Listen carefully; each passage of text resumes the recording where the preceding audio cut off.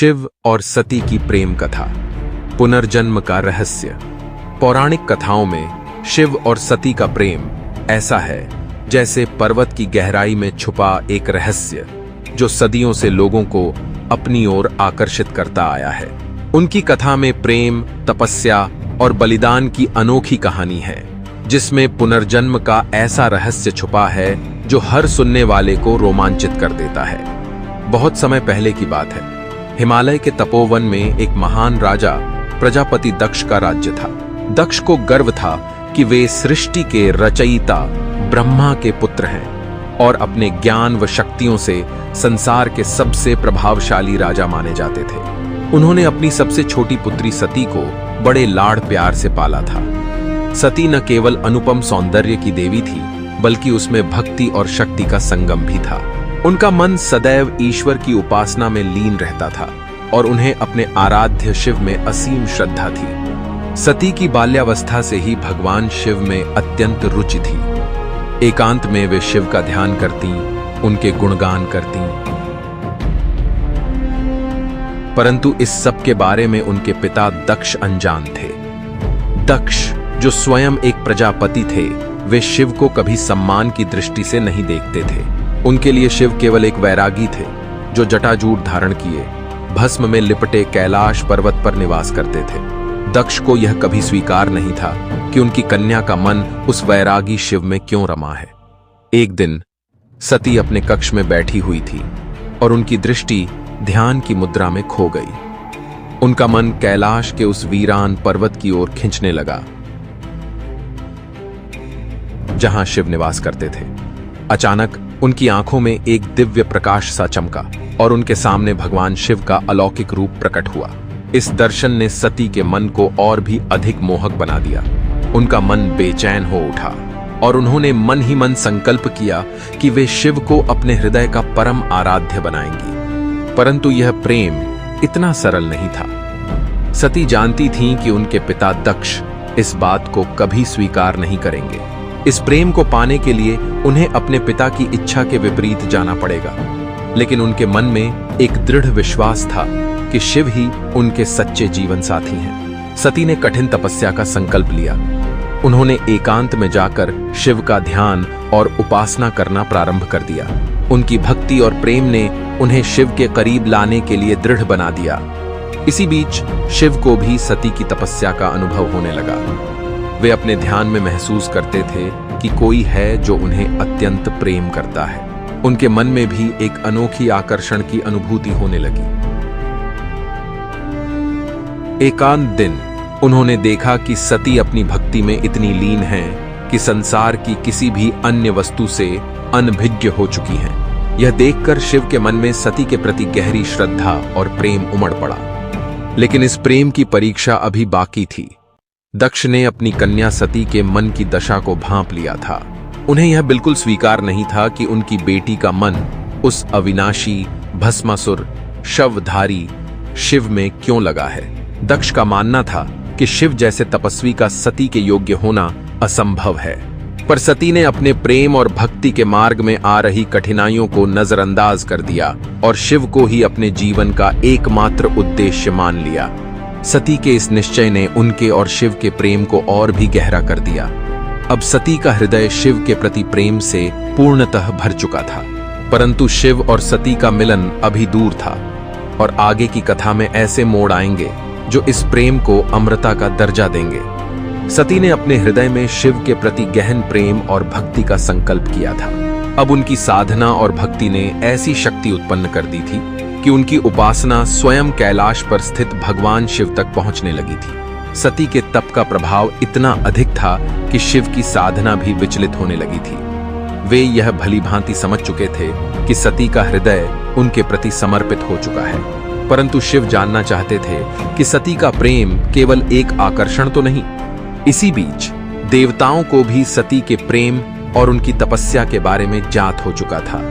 समस्त देवताओं ने इस अद्भुत प्रेम कथा को देखना चाहा। सभी को यह जानने की जिज्ञासा थी कि क्या यह प्रेम सफल होगा और क्या शिव जैसे वैरागी सती के प्रेम को स्वीकार करेंगे।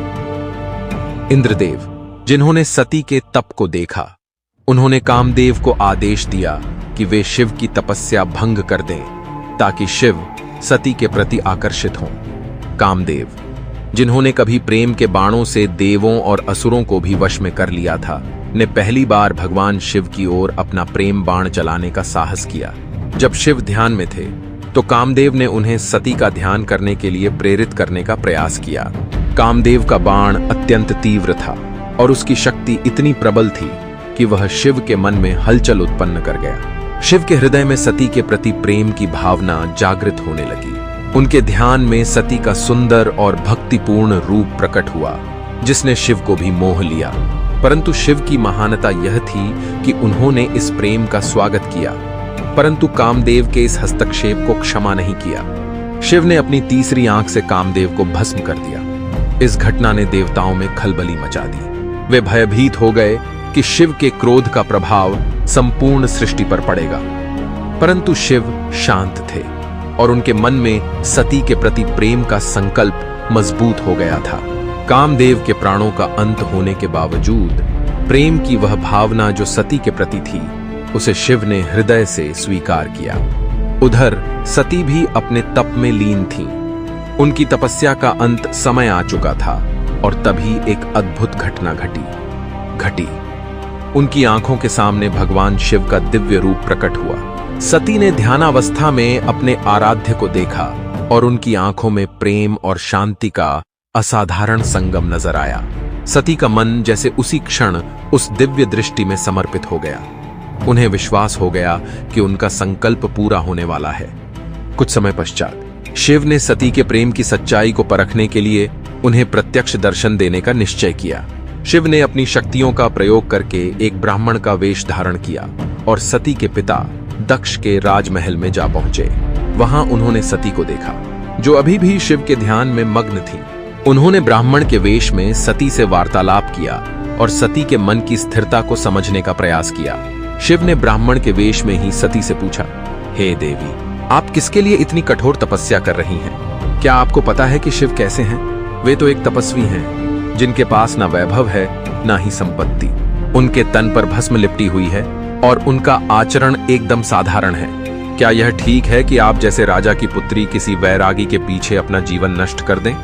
सती ने इस बात को सुना और पूरे धैर्य के साथ उत्तर दिया, हे ब्राह्मण देव, मुझे मेरे आराध्य शिव के रूप, वैभव या संपत्ति से कोई संबंध नहीं है। मैं उन्हें उनकी दिव्यता, उनके त्याग और उनकी करुणा के लिए प्रेम करती हूँ। उनके प्रति मेरा प्रेम मेरी आत्मा से जुड़ा है। भले ही वे वैरागी हों या राजसी वैभव से रहित हों, मेरे हृदय ने उन्हें स्वीकार किया है। सती के इस उत्तर ने शिव को पूर्णतः आश्वस्त कर दिया कि उनका प्रेम सच्चा और निर्मल है।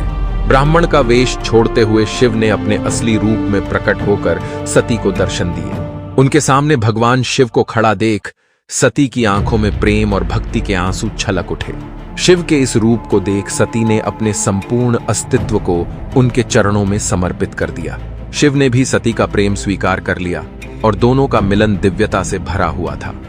इस प्रकार सती और शिव का प्रेम अपनी पहली पूर्णता को प्राप्त हुआ। दोनों का मिलन संपूर्ण सृष्टि के लिए एक अद्वितीय घटना थी। देवताओं ने पुष्प वर्षा की और समस्त ब्रह्मांड में इस मिलन की गाथा गूंज उठी। लेकिन इस प्रेम कथा में अभी भी कई मोड़ बाकी थे, क्योंकि दक्ष, जो सती के पिता थे, इस विवाह को कभी स्वीकार नहीं कर सकते थे। उनके हृदय में शिव के प्रति द्वेष का भाव था और यह द्वेष आगे चलकर एक भीषण घटना का कारण बनेगा। सती और शिव का मिलन हो चुका था। अब दोनों के विवाह की तैयारी होने लगी। देवताओं और ऋषियों ने इस अलौकिक मिलन का उत्सव मनाने का संकल्प किया। यह विवाह सृष्टि के सबसे अद्भुत और दिव्य विवाहों में से एक था, क्योंकि इसमें प्रेम, तपस्या और त्याग का अनोखा संगम था। परंतु इस विवाह की एक बड़ी बाधा सती के पिता दक्ष थे। दक्ष की शिव के प्रति अत्यंत घृणा थी और वे इस विवाह को किसी भी हालत में स्वीकार नहीं करना चाहते थे। जब दक्ष को सती और शिव के विवाह का समाचार मिला तो उनका क्रोध प्रज्वलित हो उठा। उन्हें यह स्वीकार नहीं था कि उनकी प्रिय पुत्री एक ऐसे व्यक्ति के साथ विवाह करे जिसे वे स्वयं सम्मान के योग्य नहीं मानते थे। दक्ष का मानना था कि शिव समाज के नियमों और व्यवहार से परे एक अघोरी हैं, जो साधारण मनुष्यों की भांति रहन सहन नहीं रखते।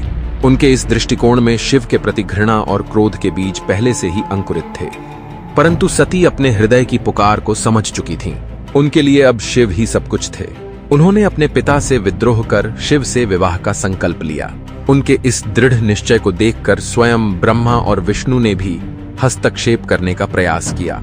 उन्होंने दक्ष से कहा, प्रजापति दक्ष, शिव कोई साधारण तपस्वी नहीं है। वे संहार और सृजन दोनों के देवता हैं। सती का उनसे विवाह उनके तप और प्रेम का फल है। हमें इस पवित्र बंधन का स्वागत करना चाहिए। दक्ष ने भारी मन से इस विवाह को सहमति दी, परंतु उनके भीतर के क्रोध और अपमान का बीज और गहरा हो चुका था। शिव और सती का विवाह भव्यता से संपन्न हुआ। कैलाश पर्वत पर देवताओं और ऋषियों के बीच इस विवाह में उत्सव का माहौल था। चारों ओर उत्सव का दृश्य था और शिव के प्रति सभी का प्रेम और सम्मान बढ़ता जा रहा था। सती और शिव ने एक दूसरे के प्रति अनंत प्रेम और समर्पण का वचन लिया। सती अब कैलाश पर शिव के साथ रहने लगी। वहां उनकी तपस्या और भक्ति ने उन्हें एक नई ऊर्जा और आत्मबल दिया। शिव और सती का मिलन एक शांत, स्थिर और पवित्र जीवन की ओर बढ़ रहा था।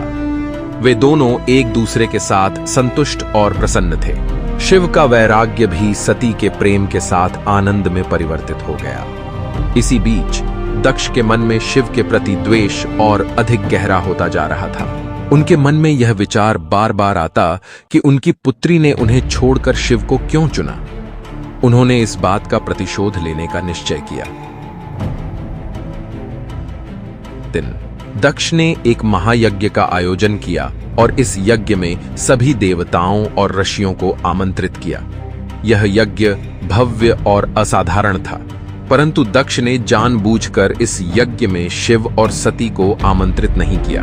दक्ष ने सोचा कि इस यज्ञ में शिव को न बुलाकर वे उनका अपमान करेंगे और अपने क्रोध को शांत करेंगे। जब यज्ञ के आयोजन की खबर सती को मिली तो उनके मन में अपने पिता के प्रति प्रेम और सम्मान उमड़ आया। उन्होंने शिव से यज्ञ में जाने का अनुरोध किया। सती ने शिव से कहा, प्रभु, यह मेरे पिता का यज्ञ है, मुझे वहां जाने की अनुमति दें। मुझे विश्वास है कि मेरे पिता का क्रोध शांत होगा और वे हमें स्वीकार करेंगे। परंतु शिव, जो इस स्थिति को भलीभांति समझ रहे थे, ने सती को यज्ञ में जाने से मना किया। उन्होंने कहा, हे सती, यह यज्ञ केवल हमें अपमानित करने के लिए आयोजित किया गया है। तुम्हारे पिता का हृदय क्रोध और द्वेष से भरा हुआ है। मेरा वहां जाना उचित नहीं है। सती, जो अपने पिता के प्रति गहरी भावनाएं रखती थी, ने फिर से आग्रह किया। उन्होंने कहा, प्रभु, मैं अपनी जन्मभूमि और अपने पिता के प्रति प्रेम से विवश हूं। मुझे वहां जाने दीजिए। मुझे विश्वास है कि मेरी उपस्थिति से उनके हृदय का क्रोध शांत हो जाएगा। शिव ने सती की भावनाओं को समझते हुए उन्हें अनुमति दी, परंतु वे जानते थे कि इस यात्रा में सती का स्वागत नहीं होगा। उन्होंने अपने गणों को सती के साथ भेजा और कहा, जाओ, परंतु किसी भी परिस्थिति में सती का सम्मान बनाए रखना। सती अपने पिता के यज्ञ में पहुंच गईं, परंतु वहां का दृश्य उनके लिए अत्यंत पीड़ादायक था। दक्ष ने सती की उपस्थिति को पूरी तरह से अनदेखा किया और सभी देवताओं के सामने शिव का अपमान किया। उन्होंने शिव के बारे में अपमानजनक बातें कहीं और कहा कि उनके जैसे वैरागी का इस यज्ञ में कोई स्थान नहीं है। सती के लिए यह अपमान सहना असंभव हो गया। उनके हृदय में वेदना की एक ज्वाला जल उठी। उन्होंने सोचा कि एक पुत्री के नाते वे अपने पिता का सम्मान करना चाहती थी, परंतु उनके पिता ने न केवल उनके पति का अपमान किया, बल्कि उनकी भावनाओं का भी अनादर किया। अपने पिता के इस व्यवहार से सती अत्यंत क्रोधित और दुखी हो गई। सती ने अपने पिता को समझाने का प्रयास किया, परंतु उनके शब्दों का कोई प्रभाव नहीं पड़ा। दक्ष का क्रोध और घमंड उनके लिए सबसे बड़ा था। सती ने अंततः अपने पिता के इस अपमान का प्रतिकार करने का निश्चय किया। उन्होंने यज्ञ स्थल पर उपस्थित सभी को संबोधित करते हुए कहा, यदि मेरा प्रेम और मेरी तपस्या सच्ची है तो मैं अपने शरीर को त्याग दूंगी। मैं इस अपमान को सहन नहीं कर सकती। इस प्रकार सती ने यज्ञ अग्नि में प्रवेश करके अपने प्राणों का त्याग कर दिया।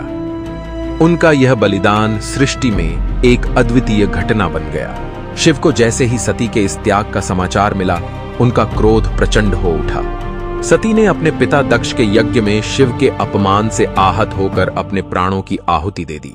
सती के इस बलिदान से शिव का हृदय वेदना और क्रोध की ज्वाला में जल उठा।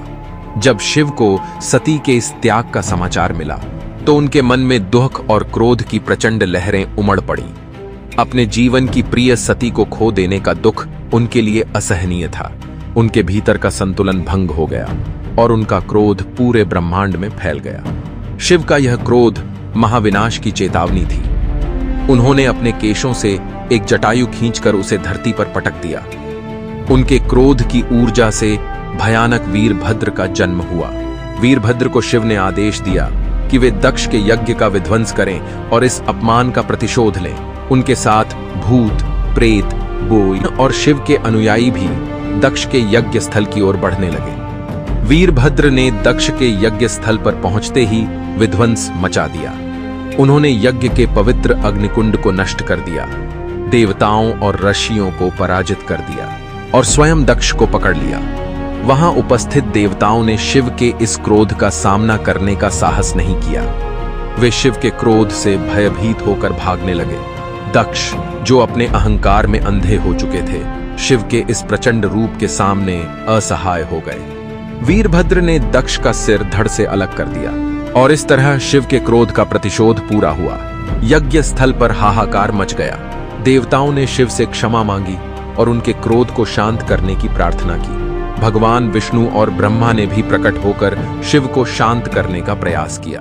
उन्होंने शिव से कहा, हे महादेव, दक्ष ने जो किया वह अनुचित था, परंतु आपके इस क्रोध से संपूर्ण सृष्टि पर संकट आ सकता है। हम सभी आपके निर्णय का सम्मान करते हैं, परंतु अब इस क्रोध को त्याग कर सृष्टि को पुनः संतुलन में लाने की कृपा करें। शिव का क्रोध तो शांत हो गया, परंतु उनका हृदय सती के वियोग में जल रहा था।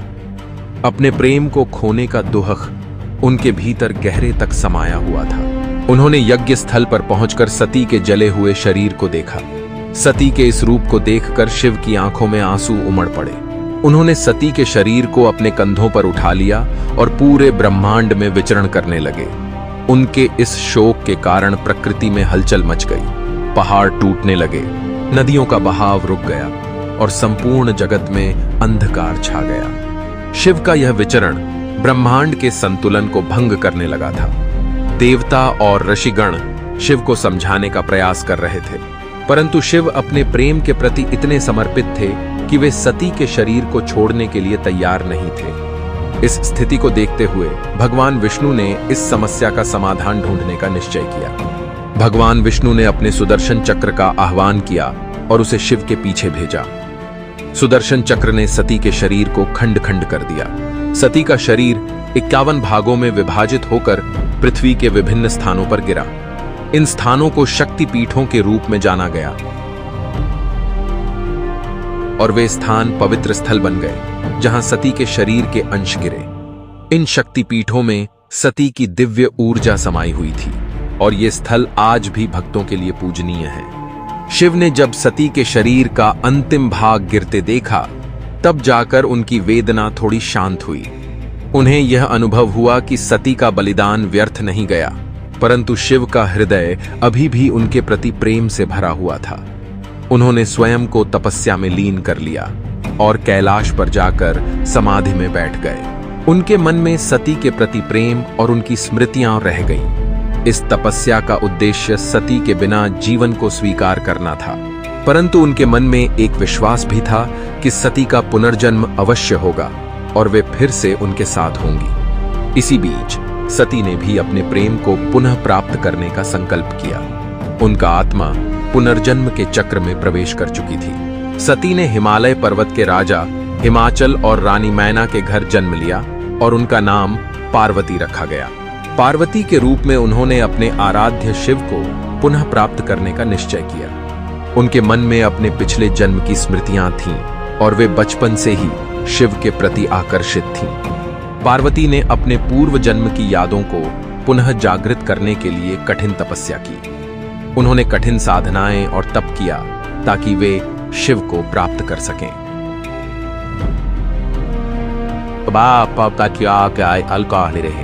जो अपने वैराग्य में थे, इस बार भी पार्वती के प्रेम की परीक्षा लेना चाहते थे। उन्होंने पार्वती को कठोर तप और भक्ति में परखा।